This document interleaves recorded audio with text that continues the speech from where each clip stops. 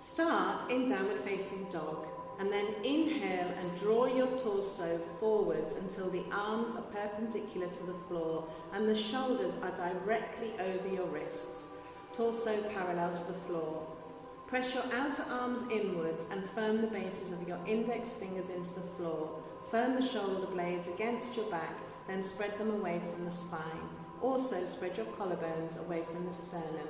Keep your neck long, your shoulders down away from your ears.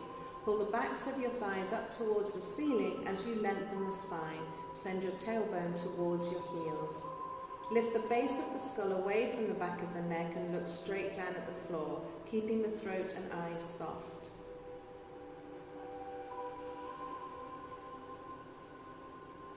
Breathe, and then to release the pose, bring yourself back to downward dog.